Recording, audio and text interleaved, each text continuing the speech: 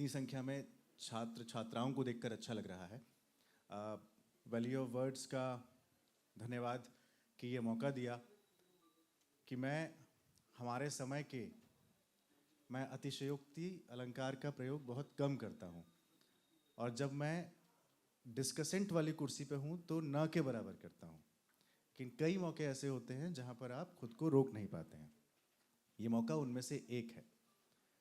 वो इसलिए क्योंकि हिंदी के शीर्ष कथाकार या अभी के समय के हिंदी के कथाकारों में सबसे ऊंचा या ऊंचे पाए का कथाकार हिंदी में हमारे पास अगर कोई है तो वो है उदय प्रकाश।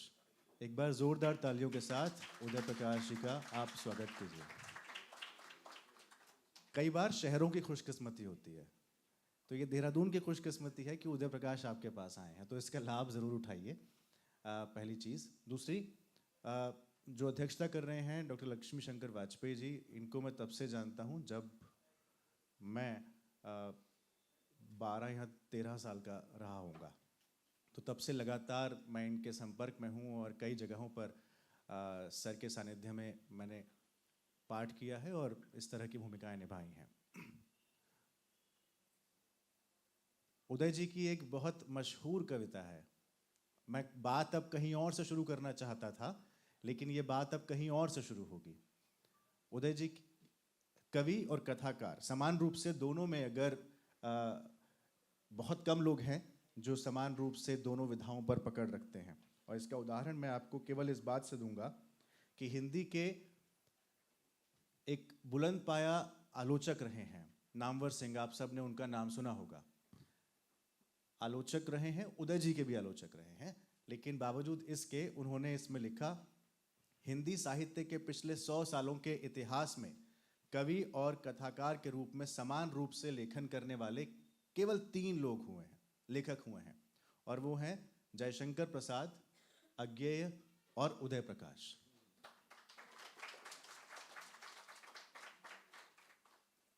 इसके अलावा आगे वो लिखते हैं, मैं एक भूमिका आपको दे रहा हूं कि आपको लगे कि आप आज किसको सुनने जा रहे हैं, कि हिंदी कहानी के पिछले 100 सालों के, ध्यान रखिएगा 100 सालों के इतिहास में 8 लोगों का नाम लूं तो उसमें उदय प्रकाश शामिल होंगे।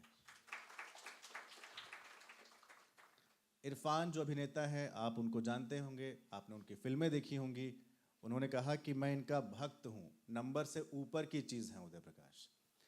तो लोगों के प्रशंसक होते हैं, कथाकारों के प्रशंसक होते हैं, फैन होते हैं, पाठक होते हैं, लेकिन बहुत कम लेखक ऐसे होते हैं जिनके भक्त होते हैं।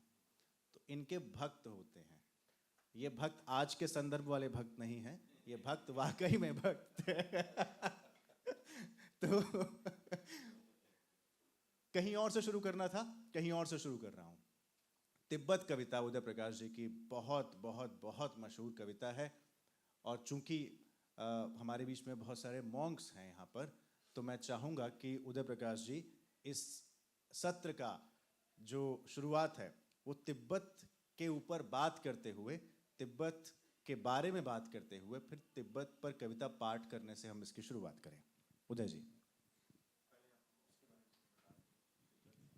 हाँ, ये तिब्बत कविता, ये मैं बहुत छोटे से गांव का हूँ, बहुत ही छोटे से गांव का, और मेरा घर जो बना हुआ है वो ठीक नदी के किनारे है।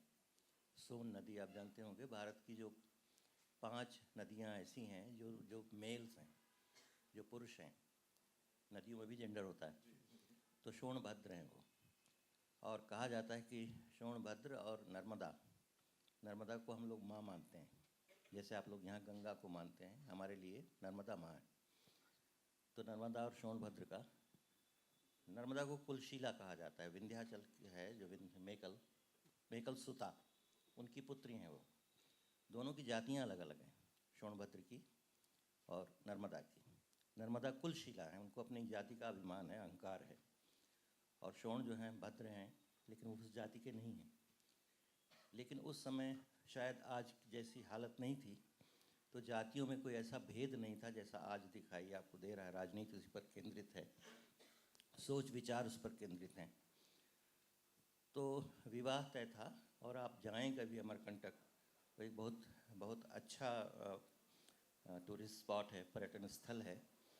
तो वहाँ एक माँ का मंडप बना हुआ है, माँ की मड़िया। तो जो आम के पेड़ लगाए जाते हैं मंडप में चारों, आज भी लगे हुए हैं। तो कहते हैं यहाँ पर उनके फेरे लग रहे थे, सोन और नर्मदा के।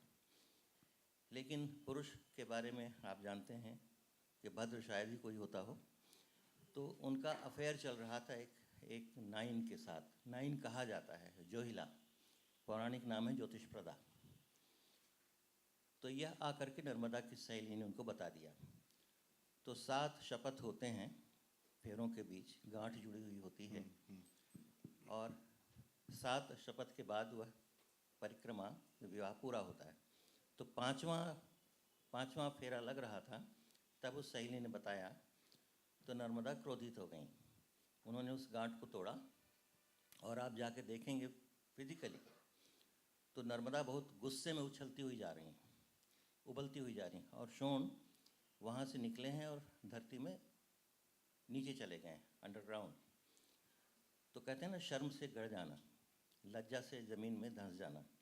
तो 17 मील तक सोन नीचे नीचे गए हैं धरती के।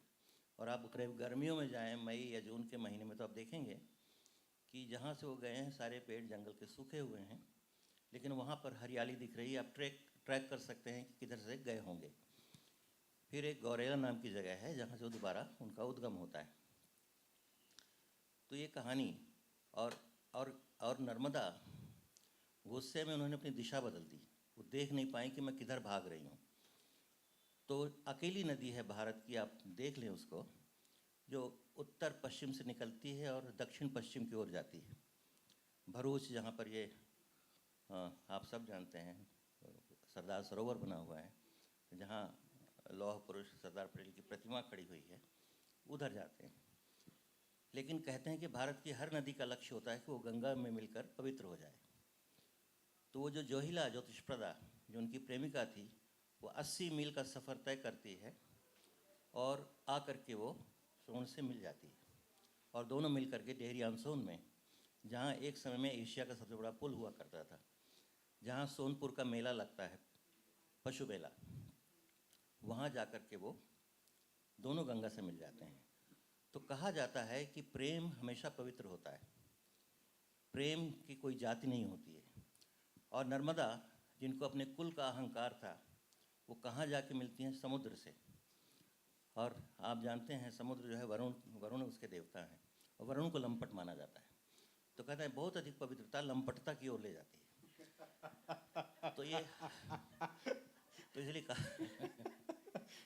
तो इसलिए कहा जाता है कि जो प्रेम है उसकी कोई जाति होती है, इसलिए उसकी तुलना की जाती है ईश्वर से। सर, तिब्बत। हाँ, ये कविता मैंने लिखी थी, मैं शायद 8 या 9 साल का था। हाँ। तब मेरी माँ जीवित थी। और ये बात होगी 1959-60 की, 1959-1960 की। और हमारी जो रसोई थी, तो घर में कहते हैं पछीत में है, हमेशा नदी की ओर वो रसोई हुआ करती थी। मेरा घर, मैंने बताया, सोनभद्र के या सोन के किनारे बना हुआ है। सोन की रेत आज भी सबसे सुंदर रेत मानी जाती है, गंगा से भी ज़्यादा, और महंगी रेत। तो तिब्बत का ये था कि उस समय 1959 में तिब्बत का ऑक्यूपेशन हुआ चीन के द्वारा, दलाई लामा थे तब। तो बहुत सारे वहाँ से तिब्बती भारत के साथ बड़े पुराने संबंध थे, कोई वीज़ा नहीं था, आना जाना था, व्यापार था, कल्चरली सब लोग एक जैसे थे। तो उनका पलायन हुआ। तो 3 जगहों पर उनको शरण दी गई। एक था धर्मशाला, आप सब जानते हैं हिमाचल में है। दूसरा मजनू का टीला, दिल्ली में, ये जहाँ ये अध्यापक हैं उसके करीब ही है वो जी। उसको हम लोग छंग टाउन कहा करते हैं, क्योंकि वहाँ छंग बहुत मिलती थी पहले, अब तो पता नहीं। हम लोग यंग थे जब JNU में पढ़ते थे, तो पैसे नहीं होते थे तो छंग पीने जाते थे, तो उसका नाम ही था छंग टाउन। वहाँ कई देशों के छात्र, हमारी तरह गरीब, तब पैसे नहीं होते थे, तो एक जग में एक कप पूरा नहीं होता था, तो 2-2 जग पी जाते थे, फिर यमुना के किनारे चले जाते थे। तो वह छंग टाउन। और तीसरा था हमारे यहाँ छत्तीसगढ़ में मेन पार्ट। तो तीसरा स्थान वो था जहाँ तिब्बती लोग शरणार्थी आए। अब क्या था, मैं उसका पृष्ठभूमि बतला रहा हूँ उसकी, कि मीटर गॉज चलती थी। तब रेल की पटरियाँ इतनी चारों तरफ नहीं फैली हुई थी, हाईवेज़ नहीं हुआ करते थे, रोड्स नहीं थी। और लामा लोग, हम लोग लामा कहते थे, कोई भी तिब्बती हम लोग लामा बोलते थे। और गोरे होते थे हमारे यहाँ। मुझको आप देख करके, भले दिल्ली में रह गया हूँ, थोड़ा सा उजला हो गया हूँ, पर पहले मेरा भी रंग काफ़ी और फिर आदिवासियों का क्षेत्र। तो वो जो मीटर गाज था, छोटी पटरी, बरसात के दिनों में वो बारिश से वो ढक जाती थी पूरी तरह से, तो रेल रुक जाती थी, ट्रेन नहीं जाती थी। तो बहुत बहुत दिनों तक, कई बार तो एक एक महीने, डेढ़ डेढ़ महीने तक लामा वहीं रुके रहते थे। अब उनको रहने के लिए, खाने के लिए, खाना बनाने के लिए, खेलने के लिए कौन सी जगह थी? तो सोन की रेत, काफ़ी बड़ा किनारा था उसका, वहाँ वो आकर के रह जाते थे। मैं लंबा बोल रहा हूँ क्या? नहीं सर, आप बोलिए ना। तो हम बच्चे थे 8-9 साल के, तो देखते थे कि हम लोग तो काले कलूटे हैं और लड़ते रहते हैं और मिट्टी ढेले, ये लोग इतने सुंदर लगते थे। और एक बात और कि बहुत शांत लगते थे। मैं आज भी कह रहा हूँ कि इतनी जो बुद्ध की करुणा होती है, उसका बहुत बड़ा अंश तिब्बत के लोगों में गया है। तो आकर्षित करते थे। और कई बार मन होता था, मैंने लिखा भी है, मन होता था कि मैं भाग जाऊँ इनके साथ, हैं, लगता था कि मैं ना रहूँ यहाँ, इनके साथ चला जाऊँ। तो हुआ क्या कि एक बार रात में खाना बना रसोई में, और हम लोगों ने देखा शायद किसी की मृत्यु हो गई थी वहीं पर। तो वो लोग उसके चारों तरफ घूम रहे थे और कुछ बोल रहे थे। नदी में पानी ज़्यादा था, आवाज़ नहीं सुनाई दे रही थी कि वो क्या बोल रहे हैं, कोई मंत्र पढ़ रहे हैं या क्या कर रहे हैं, लेकिन वो आग घूमती हुई दिखाई दे रही थी। तो वो स्मृति में रह गई। बहुत बाद में मैंने ये कविता 1979 या 78 में लिखी, और जब लिखा तो इस पर बहुत बड़ा पॉलिटिकल डिस्प्यूट हो गया जी। क्योंकि मैं भारतीय कम्युनिस्ट पार्टी का सदस्य था, और ये कविता कम्युनिज्म के, क्योंकि चीन के विरोध में थी, ऐसा लोगों ने माना, जबकि मेरा कोई आशय नहीं था। स्मृतियाँ किसी की भी हों, उन्हें बचाया जाना चाहिए। ये उसकी कविता थी। मैं चाहूँगा मैं पढ़ दूँ इसको। जी पढ़िए ना प्लीज। और इसी पर मुझे कविता का पहला पुरस्कार, बड़ा पुरस्कार माना जाता है, भारत भूषण अग्रवाल पुरस्कार मिला। इस कविता का शीर्षक है तिब्बत।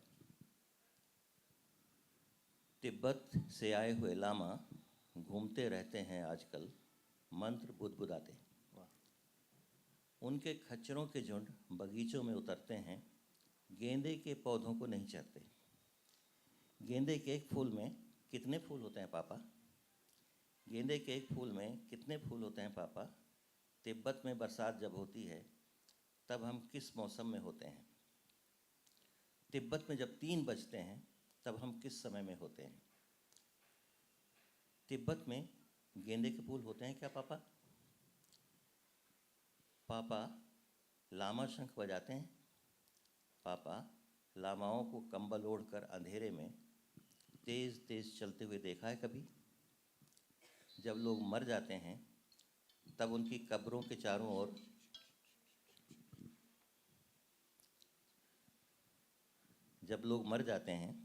तब उनके कब्रों के चारों ओर सिर झुकाकर खड़े हो जाते हैं लामा।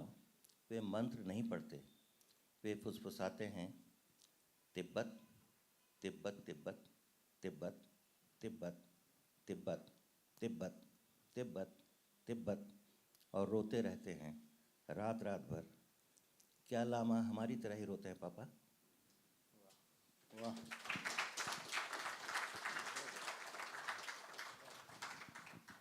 तो इस कविता को कम्युनिस्ट पार्टी ने विरोध में मान लिया था। यस। क्योंकि चीन के खिलाफ जा रही थी। ये मेरा मानना है कि जो कोई भी रचना हो, जो भी अभी आपकी लव की बात हमने की, उसको भी पॉलिटिकल एक वो बना लिया गया। जो स्टेटमेंट आपने दिया उसको बना देंगे कि वरुण बहुत ज़्यादा पवित्र हैं तो वो लंपट हैं। तो इसीलिए मैंने कल भी कहा था, कल एक बहस चल रही थी OTT और गालियों को लेकर के, हंस वाले कार्यक्रम में, और मेरी भूमिका यही थी कि बहुत पहले मैं पढ़ता बहुत हूँ, ये सच है। तो वोलासिनोव हुआ करते हैं, उनका नाम दुर्खिम था, और बहुत बड़े भाषा वैज्ञानिक माने जाते हैं, और उनकी किताब है फिलॉसफी ऑफ लैंग्वेज। तो उसमें उनका कहना था कि एक समय ऐसा आ रहा है कि एक शब्द के लिए वार होगा, कॉन्फ्लिक्ट्स होंगे एक एक शब्द के लिए, और हर शब्द जो है वो कुरुक्षेत्र बनेगा। तो ये हो रहा है, एक शब्द के इतने आशय हैं। कभी मैंने कविता पढ़ी, मैं फिर से बता देता हूँ, परसों या नरसों, 4-5 दिन पहले, एक पोलिश कवि की, the hall of mirrors, hall of आईना खाना। तो आप आईने रखते जाइए, शीशे, दर्पण, एक रखिए, फिर 2 रखिए, फिर 3 रखिए, फिर 4 रखिए, और रखते चले जाइए एक पैनल में। तो उनके जो रिफ्लेक्शंस होंगे वो 1 के 2 होंगे, 2 के 4 होंगे, 4 के 8 होंगे, होते चले जाएंगे। और एक पूरी कविता जितने शब्दों से बनती है, हर शब्द एक मिरर है।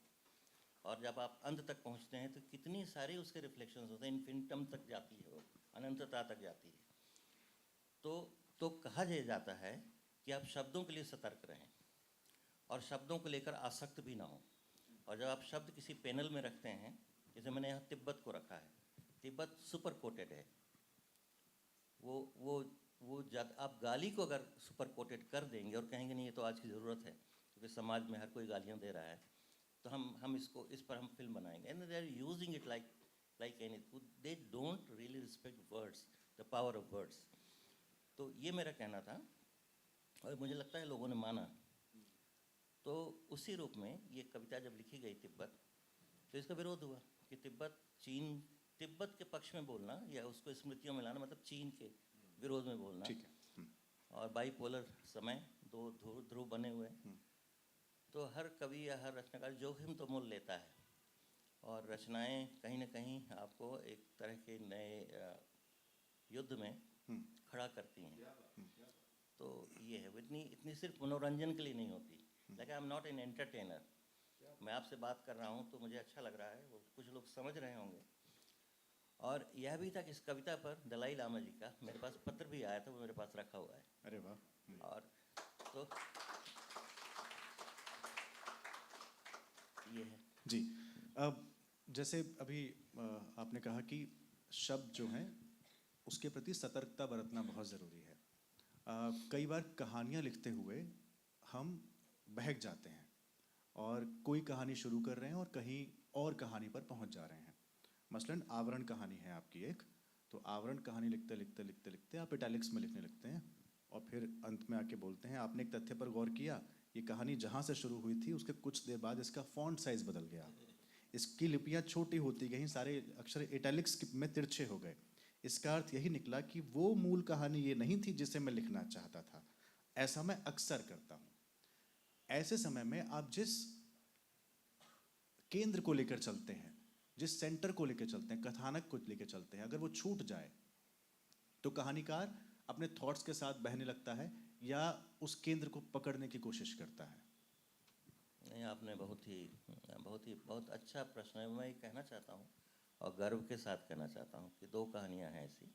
एक जिसका आपने जिक्र किया, आवरण, और शायद पहली कहानी जो किसी किताब के कवर पर लिखी गई है, कवर का ही नाम है आवरण, और आवरण का एक दूसरा अर्थ भी है, आप सब जानते हैं।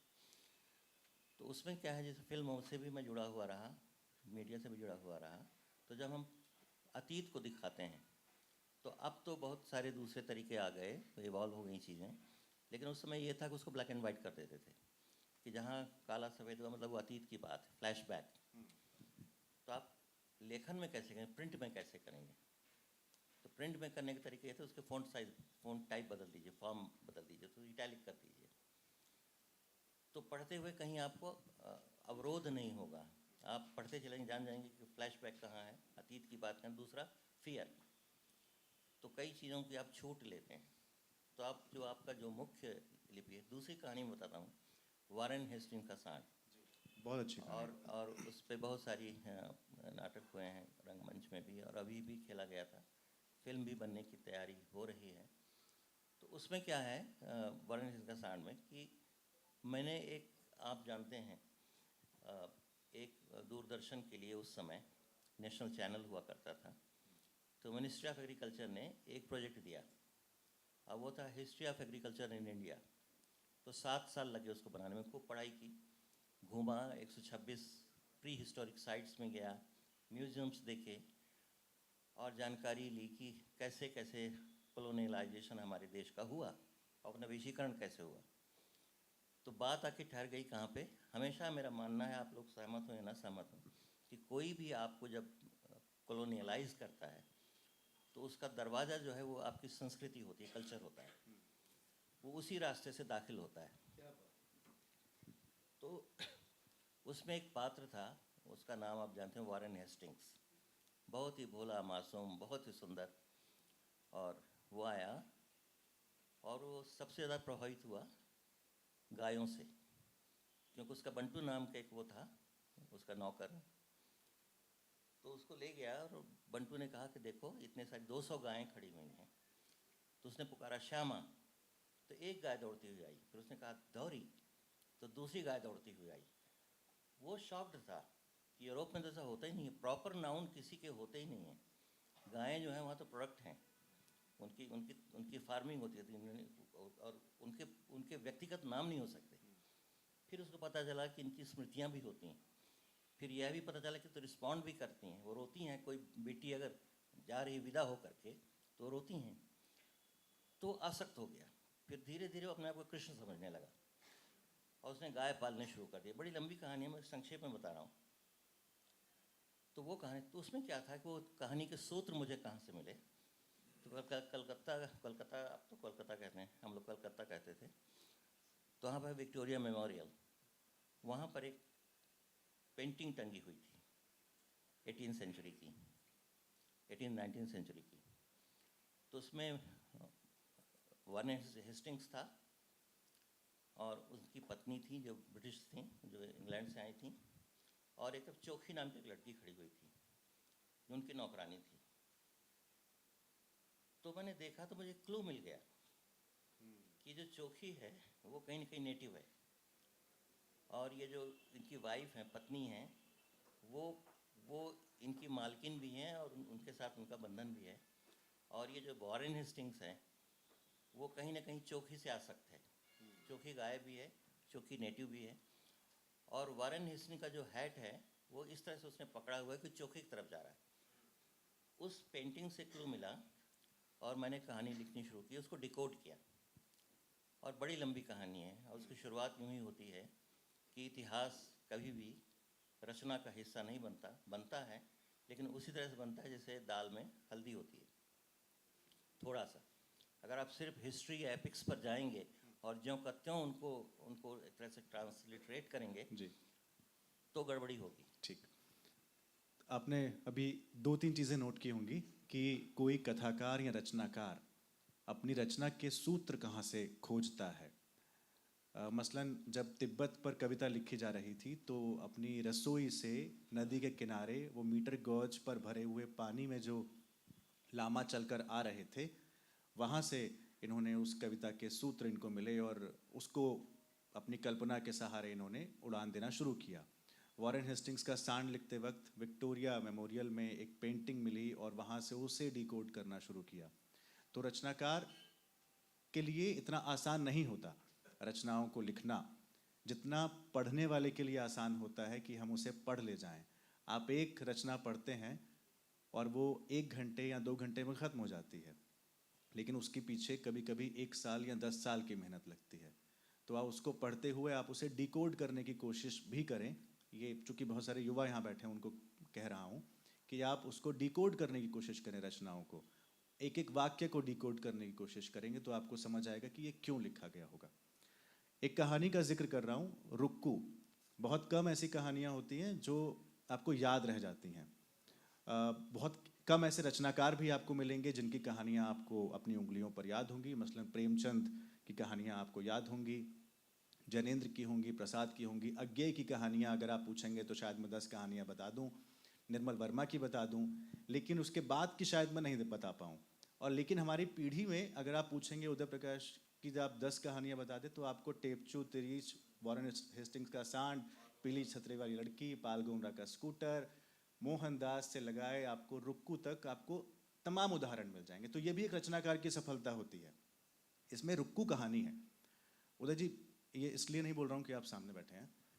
ये मैं एक सेकेंड, हाँ मैं जो पहले वाला था ना, हाँ जब इटैलिक्स की बात चल रही थी, जी फ्लैशबैक की बात चल रही थी, उसी के सिलसिले में मैंने वॉरेन हेस्टिंग्स का जिक्र किया था। अच्छा, हाँ, मेरी बात अब थोड़ा सा 1 मिनट लगेगा। Please please. तो वह जब कहानी छपी प्रकाशक के पास, तो वो चित्र नहीं थे।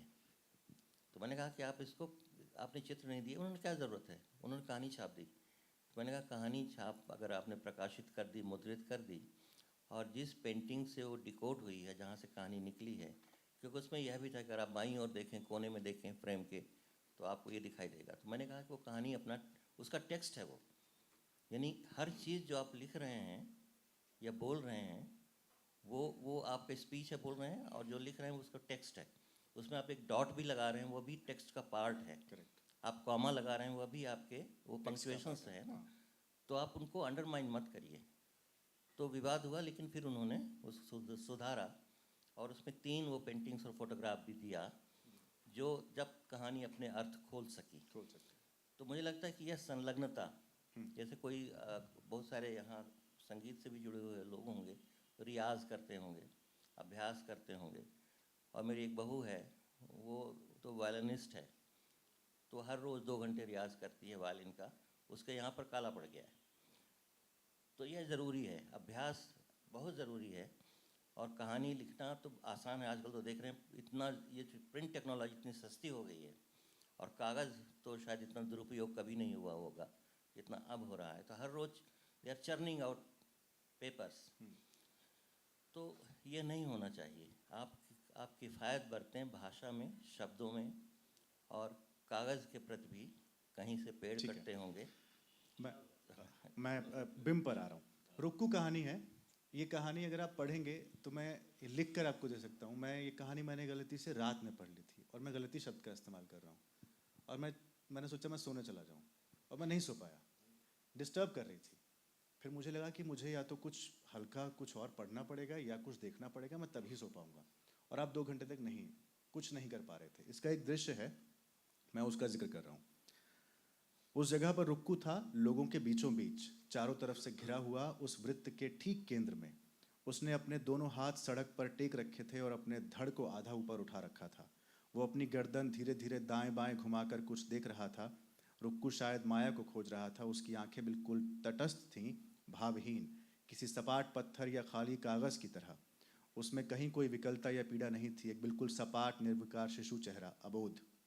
वो कभी दाएं कभी बाएं कुछ खोजता हुआ बस देख रहा था।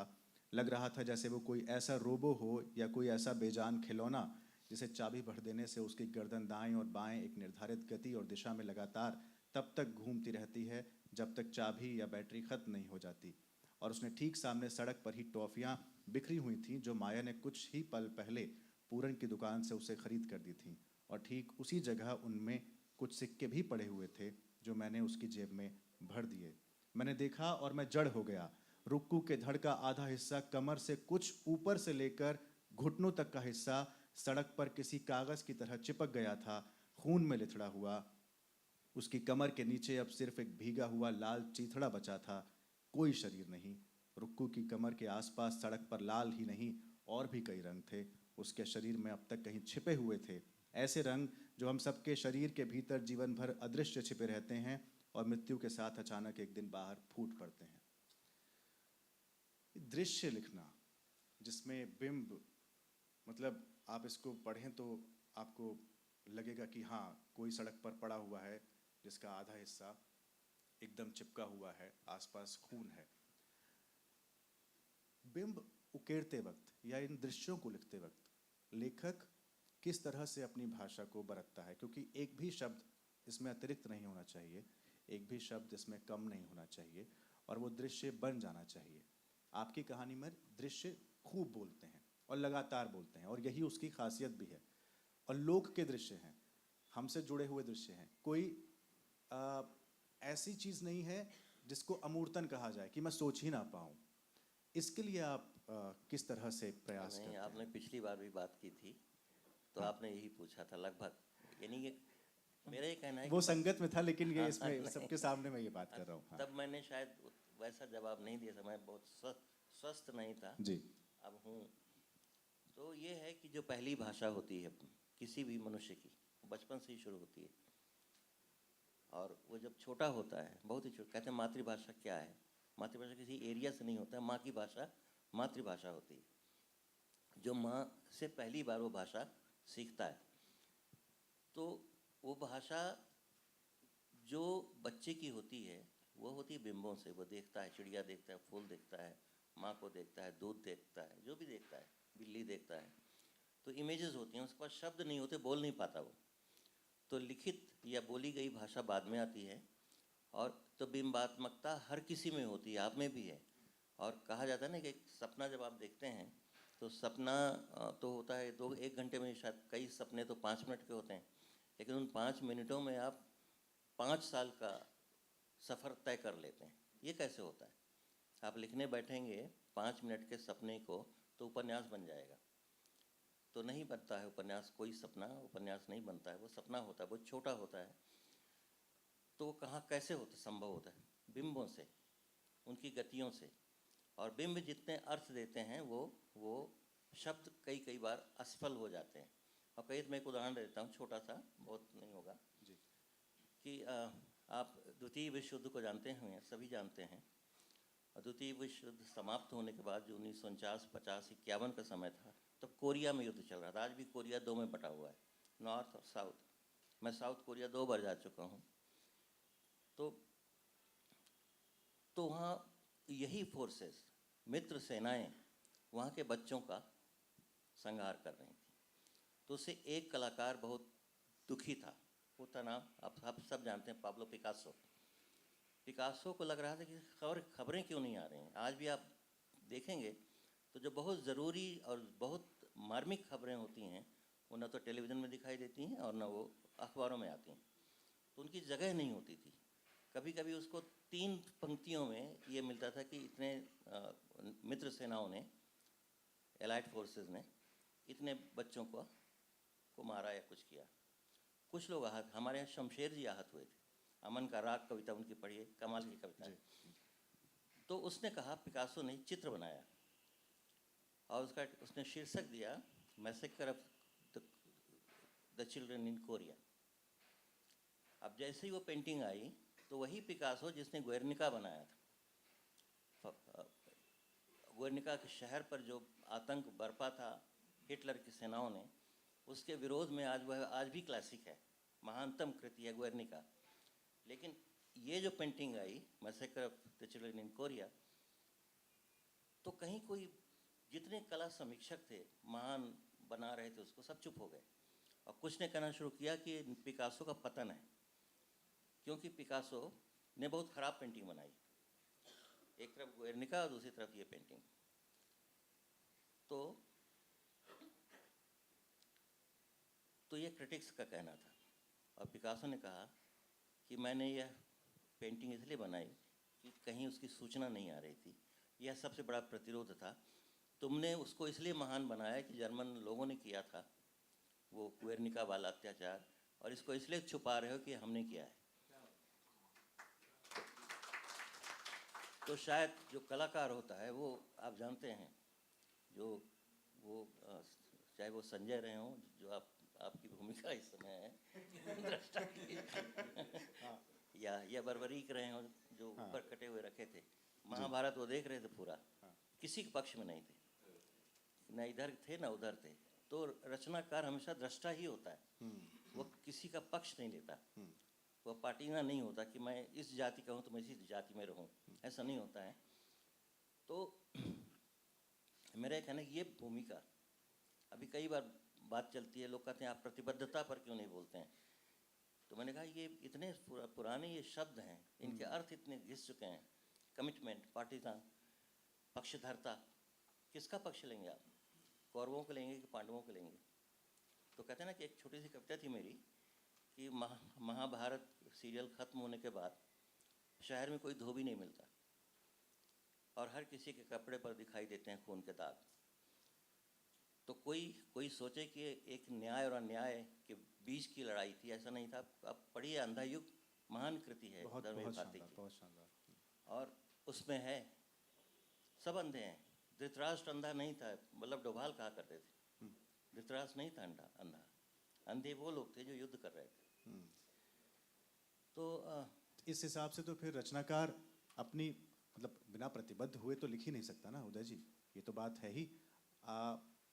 आपकी आइडियोलॉजी कहीं तो झलकेगी। अगर आपकी कोई आइडियोलॉजी नहीं है, वो भी एक आइडियोलॉजी है। नहीं, क्या आइडियोलॉजी होती है मैं आपसे जानना चाहता हूँ। जिसको हमने एक शब्द दिया आइडियोलॉजी, अगर आप मार्क्सवाद को पढ़ते हैं तो कहते हैं कि जो आधार रचना होती है वो आपकी होती है mode of productions and production relations. कौन सी टेक्नोलॉजी है, कौन सी फैक्ट्री है, कौन सा खेत हो या चाहे कारखाने हो, वो होते हैं आपके आधार। और जो कुछ ऊपर उसके होता है उसको कहते हैं सुपर स्ट्रक्चर, वो लोग कहते हैं। और उसी को कहा जाता है आइडियोलॉजी, फॉर्म्स ऑफ आइडियोलॉजीज। उसमें राजनीति भी आती है, कला भी आती है, स्वप्न भी आते हैं, धर्म भी आता है, संस्कृतियाँ आती हैं, सब आती हैं ऊपर। लेकिन आइडियोलॉजी तो एक नहीं है ना। किसी एक को कहने की ये ideology, politics he ideology, it's not true. जितना राजनीति आइडियोलॉजी है उतनी दूसरी चीज़ें भी आइडियोलॉजी हैं, अंधविश्वास भी आइडियोलॉजी। तो उस बहस में पढ़ना भी नहीं चाहिए। मैं आइडियोलॉजी का विरोधी नहीं हूँ, लेकिन इतना ज़रूर कहता हूँ कि हम लोग पोस्ट आइडियोलॉजिकल समय में हैं। हम पोस्ट पॉलिटिकल समय में हैं। राजनीति अपना अर्थ खो चुकी है। नहीं तो बिना राजनीति से प्रभावित हुए लिखा जा सकता है। मुझे लगता है उन्हीं लोगों ने लिखा जो राजनीति से प्रभावित या प्रताड़ित या साथ या विरुद्ध थे। कहते हैं ना कि आप किसी से या तो प्यार करें, उसके साथ आपका तादाद में हो, और या फिर उससे घृणा करें और उससे टकराएं। कहा जाता है किसी परंपरा को समझने के लिए आपको परंपरा से मुठभेड़ करनी पड़ती है, ये नहीं कि आप पारंपरिक हो जाएं। तो परंपरा को समझने के लिए परंपरा पर संदेह, परंपरा के प्रति प्रश्नाकुलता और परंपरा से संग्राम, तभी आप परंपरा को आगे बढ़ा पाएंगे। वरना आप उसको ज्यों का त्यों बढ़ाना चाहेंगे तो उसको कहते हैं लकीर के फ़कीर, है ना, रूढ़िग्रस्तता। तो ऐसे लोग परंपरा को बढ़ाते नहीं हैं। तो इससे एक बात ये निकल के आई कि रचनाकार को किसी भी चली हुई परिपाटी के विरोध में खड़ा होना चाहिए। नहीं, ऐसा भी नहीं, मतलब विरोध करना चाहिए, लेकिन विरोध अगर आप उस रूप में लेते हैं कि उसको ख़त्म कर दिया जाए, है ना। वो एक बहुत पुरानी आप जानते ही हैं, वो जो कुल्हाड़ी हुआ करती थी, जो पुरखों की कुल्हाड़ी थी, और उसको संभाल के कोई रखता था। ये वो मेरे पूर्वजों की 10 पीढ़ियाँ हो गई, ये कुल्हाड़ी उन्हीं की है। और जब खोजा गया तो पता चला कितनी बार उसकी धार बनाई गई, कितनी बार उसकी बेंट बदली गई, कितने, और वो कुल्हाड़ी थी ही नहीं वो। तो वो सिर्फ भ्रम होता है कि हम उस परंपरा को अपनाए हुए हैं। परंपराएं बदल जाती हैं, और जो परंपरा नहीं बदलती है वह जड़ होती है, और उसको वो रहती भी नहीं। हम मानते हैं कि हमारी परंपरा है। ठीक। हम कभी समुद्र नहीं पार करते थे, सोचिए आप। बिल्कुल। और आज भूमंडलीकरण के समय में है। कोई ऐसा नहीं है जिसने समुद्र ना पार किया। हर कोई है। हमारे परिवार हैं, हमारे बच्चे हैं, हमारे ग्रैंड चिल्ड्रन हैं, सब समुद्र पार के देशों में हैं। कोई कहीं है, कोई कहीं है। हम जाना बंद कर दें। आप तो सबसे पहले जो पुरानी परंपरा थी, आप विवेकानंद को निकाल देते कि तो शिकागो गए, समुद्र पार किया है, तो आप उनको हिंदू विरोधी घोषित कर देते। तो परंपराएं बदलती हैं समय के साथ, और इनमें जो गतिशीलता अगर नहीं रहती तो यही मेरा कहना है इस रूप में। एक सवाल जो अभी आपने एक बात कही परंपरा वाली और आइडियोलॉजी, तमाम चीज़ें, अगर मैं इससे इतर बात करूं आपके शिल्प पर और आपके कथ्य पर, शिल्प पर ख़ास तौर पर, जैसे आप बीच बीच में नरेटर बोलने लगता है कहानी में, संवाद चल रहा है, कहानी चल रही है, कहानी के नरेटर के साथ तो चल रही है, जैसे रुक्कू कहानी ले लूँ या कोई भी कहानी ले लूँ, लेकिन अचानक से उसमें उदय प्रकाश बीच में आते हैं और पूछते हैं क्या आपने कभी ऐसा देखा है, आपने कभी किसी आँख के ग्लूमा का ऑपरेशन देखा है क्या। और फिर अंत तक आते आते जैसे आप लिखते हैं, लेकिन क्या आपको नहीं लगता कि माया के 11 दिन के वेतन के बचे हुए 550 रुपए की गोलियां इस सभ्यता को सुलाने के लिए काफ़ी कम पड़ेंगी। अब ये जो बीच बीच में ऑथर का आना है नरेटर से इतर, ये आमतौर पर दिखलाई पड़ता नहीं है कहानीकारों के भीतर, और ये बने बनाए शिल्प को तोड़ने की तरह, जैसे आपने कहा भी कि भाई परंपरा के साथ नहीं चलना। ये इजाद जब आप कर रहे थे या इस तरह से लिख रहे थे, तो आपको लग रहा था कि ठीक है, या फिर नहीं, जो बनी बनाई परिपाटी है उसी हिसाब से चलना चाहिए, मुझे बीच में अपनी राय नहीं देनी चाहिए या सवाल नहीं करने चाहिए, क्योंकि कहानी के बीच में सवाल हो रहे हैं। मैं संक्षेप में दो एंगल्स हैं। एक तो जिसको कहते हैं अन्य पुरुष के, थर्ड पर्सन, सेकंड पर्सन, है ना। Third person and second person. ज़्यादातर कहानियाँ आप पाएंगे हिंदी की कहानियाँ, नई कहानी दौर की कहानियाँ, वह या अन्य किसी की है तुम। तो वो शायद मेरा मानना है कि कोई भी रचना बायोग्राफिक होती है, ऑटोबायोग्राफिकल होती है, आपके अनुभव में से होके नहीं गुजरी है तो हर रचना आत्मकथात्मक होती है, तो मैं क्यों ना रहूं उसमें। तो ये एक तरह का ये एक डिवाइस थी। तो मैंने उसमें मैं का आना, और मैं जो है वो बहुत ही वो नरेटर है, सूत्रधार है। आप भगवत गीता ही पढ़ते हैं, क्या आप जानते हैं कि कृष्ण ने ऐसा कहा होगा? तो संजय ने सुना, और ये संजय वाच है, उन्होंने किसी को बताया, इंटरप्रेट किया, तो उनका तो नहीं है। तो कहीं ना कहीं यह जो तटस्थता है आती, वो सूत्रधार पहले हुआ करते थे। इसमें नरेटर खुद ही मैं होता है, जो लिख रहा है वो अंत में आता है, कहता है मैं चाहता हूँ कि जो रेड लाइन बसेस चली हैं और इतने सारे बसों को जो प्राइवेटाइज़ किया गया दिल्ली में, उनमें जो होड़ लग गई और इस रफ्तार में लोग कुचले, कई बसों ने तो सेंचुरी बनाई, 1 महीने में 100 लोगों को मारा, है ना, तब ये कहानी लिखी रुक्कू, और ये सही घटना थी। तो वो कहता है कि काश मेरे पास कुछ ऐसा होता कि इस पूरी सभ्यता को मैं ट्रंकुलाइजर दे देता, नींद की गोली दे, सुस्त हो जाओ, थोड़ा ठहर जाओ, इतनी रफ्तार की ज़रूरत नहीं है। और यह कहानी तब लिखी गई थी जब मैं खुद भी रफ्तार में था। यानी एक फ्रीलांसर जितना दौड़ता भागता, मैं कल ही रात में आया हूँ यहाँ, और उसके पहले एक सेशन था 6 बजे ख़त्म हुआ हंस में, फिर उन्होंने फ़ोन भी किया, तो मैंने कहा मैं स्टार्ट हो रहा हूँ, और वहाँ से चले मेरे साथ, और मेरी पत्नी थी, ड्राइवर था, एक आई हुई हैं हाइडलबर्ग यूनिवर्सिटी से मैकग्रेथ, वो भी थी। और गूगल बाबा को तो आप जानते हैं कि रोड्स अपडेट नहीं होती हैं, उसने हमें गांव के पगडंडियों में घुमा दिया क्रिस्टा के साथ। पहुँचते पहुँचते रात में 2 बज गए, और वो रफ्तार देखे, अभी 4 दिन पहले आपके देहरादून के पास 6 लोगों का एक्सीडेंट हुआ है, और मारे गए हैं सिर्फ रफ्तार की वजह से, रैश ड्राइविंग। तो इस रफ्तार को थोड़ा सा रोकना चाहिए। और मैं कई बार कहता हूँ, देखिए मैं विकास का विरोधी नहीं हूँ, लेकिन मैं फिर से कहता हूँ, आपके यूनाइटेड नेशंस ने कहा है कि ये डेवलपमेंट जो आप कह रहे हैं एक HDI होता है, ह्यूमन डेवलपमेंट इंडेक्स, आदमी का कितना विकास हुआ है। आप आदमी को शिक्षित बना रहे हैं, उसको इस रफ्तार में झोंक रहे हैं, उसको नशे की आदत डाल रहे हैं, हालांकि मैं भी कभी पी लेता हूँ, लेकिन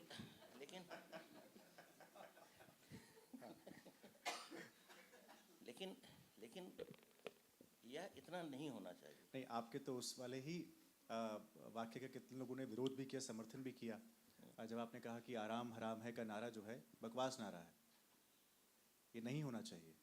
और इरफान को कोट करते हुए कहा कि इरफान की मृत्यु इसीलिए हुई क्योंकि वो वापस कैंसर से जूझने के बाद काम पर चले गए थे, और मित्र थे इनके बहुत अच्छे। तो इसका तो काफ़ी विरोध हुआ था कि आप क्या बोल रहे हैं ये। हाँ नहीं, मैं उसको बता देता हूँ, बहुत ही छोटी सी बात है। विलियम फाकनर को आप लोग जानते हैं, और वो कहते थे, लुई बुनेल, तो बुनेल मेरे बहुत प्रिय फिल्मकार हैं थे। तो वो क्या थे कि एक फिल्म बनाते थे, फिर वो सोते रहते थे, और उनका कोई फाइनेंसर होता नहीं है इतना सोने वाले लेथार्जिक आदमी का। तो उनकी माँ उनको पैसा देती थी अपनी कमाई में से, उससे फिल्म बनती थी। तो दोनों का कहना था कि आदमी जो है, मनुष्य जो है, प्रकृति का ही एक एक्सटेंशन है, और उसकी जो स्वाभाविक प्रक्रियाएं या क्रियाएं हैं वह नेचुरल है। अब आप उसको आपने ऐसा समाज बनाया विकास के साथ साथ कि उसको 8 घंटे की ड्यूटी कर दी, तुम सुबह 9 बजे आओगे और 5-6 बजे जाओगे, 8 घंटा। तो इसके विरोध में उन्होंने कहा था कि यह पूरी तरह से मनुष्य की जो स्वाभाविकता है उसको अस्वाभाविक बनाने की शुरुआत है। तो आराम हराम है, आप 8 घंटे नहीं 18 घंटे काम करिए, आप 20 घंटे काम करिए। कोई फिर ये आ गया मैं तो सोता ही नहीं हूँ, किसी ने कहा मैं तो 2.5 घंटे सोता हूँ, कोई कहता मैं 2 घंटे सोता हूँ। तो इस पे बस दिस इज़ द लास्ट। तो उसने कहा कि मनुष्य को 8 घंटे आप किसी भी स्वाभाविक काम में लगाई, कहिए कि 8 घंटे किस करो, किसी को 8 घंटे तक लगातार किस करना नहीं कर पाएगा वो, या कहे कि आप शिट करिए 8 घंटे तक, नहीं कर पाएगा। कोई भी प्राकृतिक जो क्रिया है वो 8 घंटे तक नहीं की जा सकती। लेकिन आपने समाज ऐसा बना डाला कि हर कोई 8 घंटा काम करेगा, फिर ओवरवर्क करेगा, फिर OT होगा, और फिर जो सबसे ज़्यादा नहीं सोएगा तो सपने कहाँ से देखेगा। तो उसने उसने उसने कहा कि 20 घंटे आदमी को स्वप्न देखने, छोटी मोटी चीज़ों को देखने, ऑब्जर्व करने, सोचने, इसके लिए चाहिए।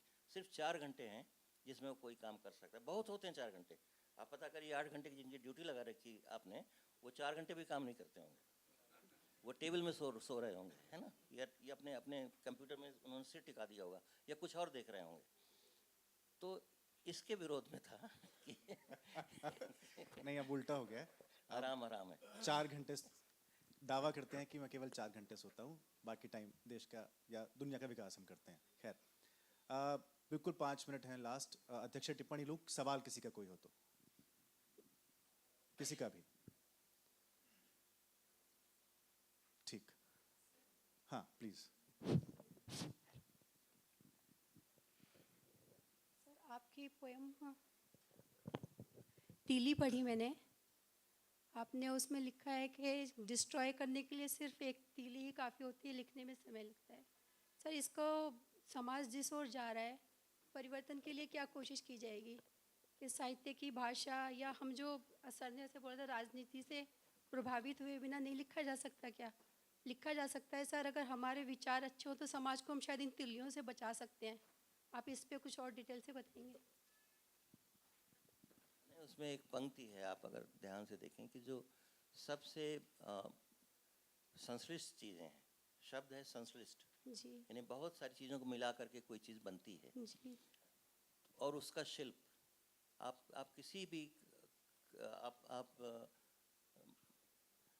वो शायद उसमें ताजमहल का भी जिक्र होगा, शायद और सर। बहुत सारी ऐसी ये जो महान कृतियाँ हैं, इस बहुत संश्लिष्ट इनकी बनावट है। ठीक, हम भी हैं वैसे ही, आप भी हैं वैसे ही। आप जो बनी हैं वो उसके पीछे कितनी सारी चीज़ें जुड़ी हुई हैं उससे। आप उसको ख़त्म करने के लिए, एक उसमें है घन का हथौड़ा, एक हथौड़ा जी मारिए सर। ताजमहल टूट जाएगा। एक कोई आएगा चाकू लेकर के, हम खत्म हो जाएंगे। तो ब्लेड और मारना, तीली। तोड़ना, नष्ट करना बहुत आसान है, और इसके लिए कोई बहुत बहुत बहुत टेक्नोलॉजी नहीं चाहिए। तो इसके विरोध में थी वो। और आप जानती हैं कि हम लोग कहीं ना कहीं जब कहते हैं हम रचना प्रक्रिया, हम लोग रचनात्मक हैं। हमने कभी विध्वंस के लिए नहीं लिखा, हमने चीज़ों को नष्ट करने के लिए नहीं लिखा। हम चीज़ों को बचाना चाहते हैं, अपनी भाषा को बचाना चाहते हैं, अपने पर्यावरण को बचाना चाहते हैं, अपने अपने हमारे साथ जो लोग हैं, पूरी प्रकृति है, उनको बचाना चाहते हैं। अब इसमें मतभेद हो जाता है, कुछ लोग प्रकृति को दुश्मन मान लेते हैं, उसको उसको उसको नष्ट करते हैं। कुछ आजकल जैसा चल रहा है, जेंडर्स आपस में लड़ रहे हैं, क्लासेस लड़ रही हैं, कौमें लड़ रही हैं, नेशंस लड़ रहे हैं। तो कहीं ना कहीं हमारा ये कहना है कि नष्ट करना, अगर मान लीजिए कि जो जो इराक का इन्वेजन हुआ, तो पूरा बेंजेंटाइन कल्चर, गिलगमेश की कथाएं, वो सब नष्ट हो गई। जो ख़त्म करने आता है वो नहीं जानता है कि हम किन चीज़ों को ख़त्म कर रहे हैं। आप क्राइस्ट को याद करिए, लास्ट में उनका क्रूसिफिक्शन हो रहा था, उन्होंने कहा ईश्वर इनको क्षमा करना, ये नहीं जानते कि क्या कर रहे हैं।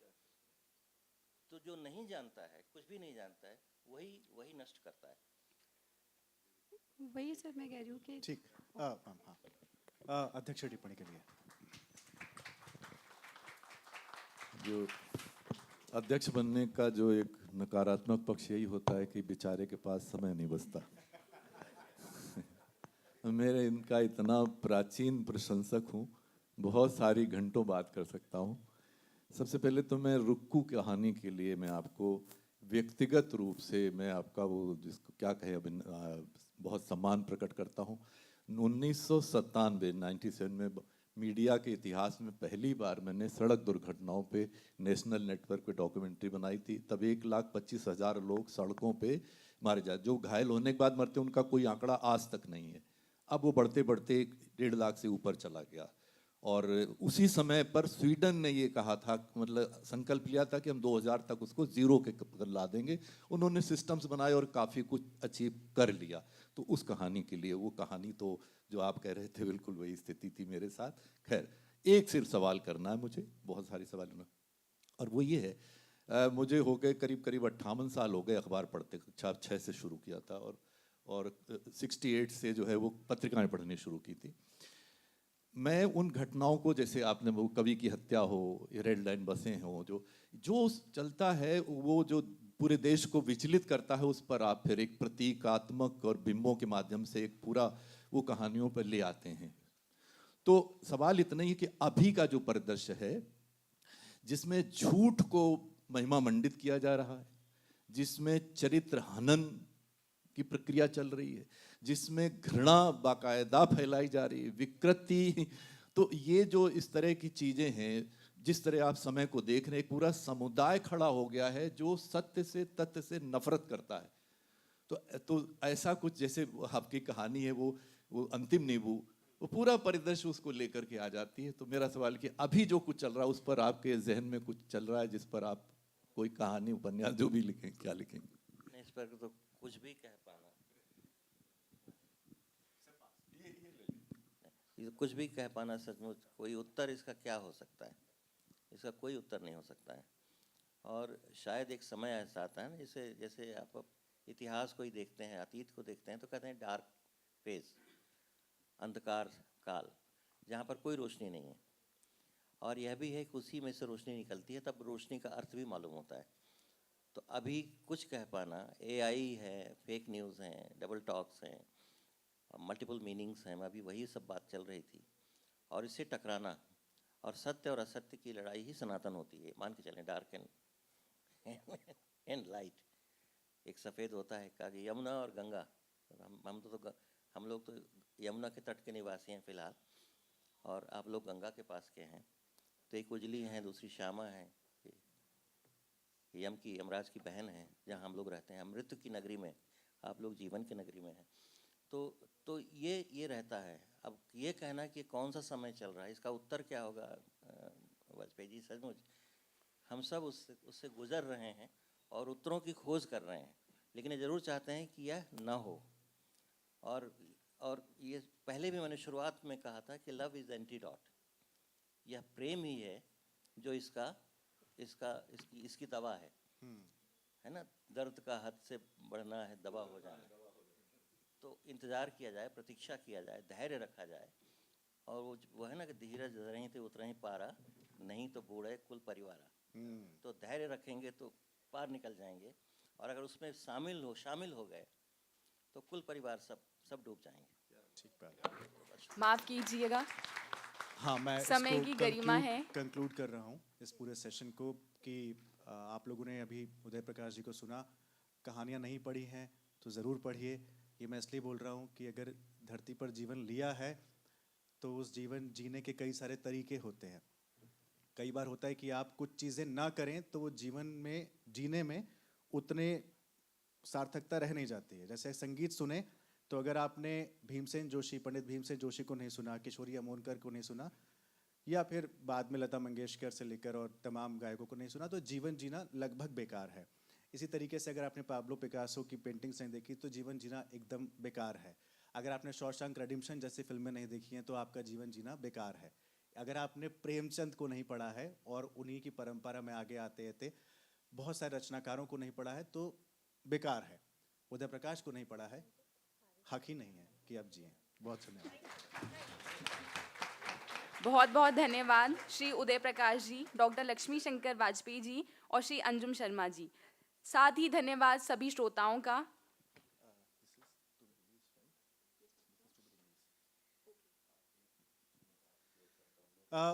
यहाँ पर बस 2 मिनट और कि डॉक्टर लक्ष्मी शंकर वाजपेयी जी, जो कि खुद इस देश के जाने माने कवि हैं, गज़लकार हैं, और आपने उनको लाल किले से लेकर अंतर्राष्ट्रीय मंचों तक पर खूब सुना है। और जब तरन्नुम में पढ़ते हैं तो क्या पढ़ते हैं ये हम सब बहुत बखूबी जानते हैं। मुंह से आह और वाह ही निकलती है। उनका नया गज़ल संग्रह आया है, अशकों से लफ्ज़ों तक। इसके लोकार्पण के लिए मैं आप सभी से दरख्वास्त करता हूँ। मैं चाहूँगा सुभाष निगम जी और सुरेश पंत जी, संजीव जी नहीं है, सुरेश पंत जी नहीं, संजीव सर नहीं है, सुभाष सर आप आए।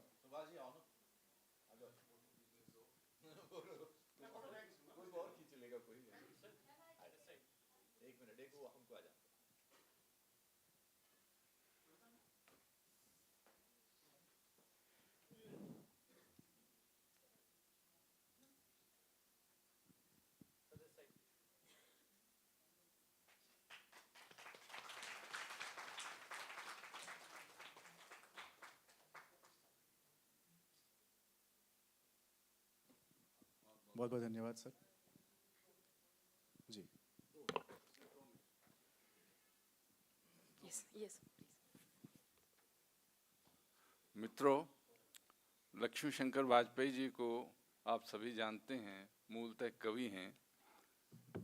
कविता की हर विधा में इन्होंने काम किया है, चाहे वो क्षणिका हो, चाहे ताका हो या कुछ और हो, दोहे हों।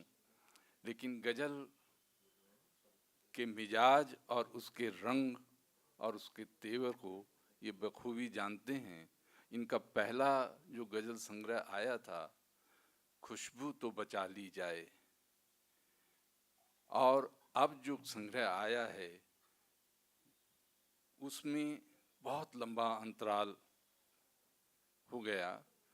लेकिन मैं इन गज़लों से गुजर रहा था तो मैंने ये पाया कि लक्ष्मी शंकर वाजपेयी दुष्यंत का जो परंपरा चली थी गज़ल की, उस परंपरा के एक बेहतरीन कड़ी के रूप में हमारे सामने आते हैं। इनकी गज़लों में जो रंग हैं आम जीवन के, आम लोगों के, और जो तेवर हैं वो हमें विचलित भी करते हैं, हमें समृद्ध भी करते हैं, और मुंह से एक एक शेर पढ़ने के बाद दिल से वाह भी निकलती है। मैं लक्ष्मी शंकर वाजपेयी जी को बहुत बहुत बधाई देता हूँ, शुभकामनाएं देता हूँ। धन्यवाद। अब मैं वाजपेयी सर से आग्रह करूंगी कि वो उदय प्रकाश सर को ऑथर किट प्रदान करें।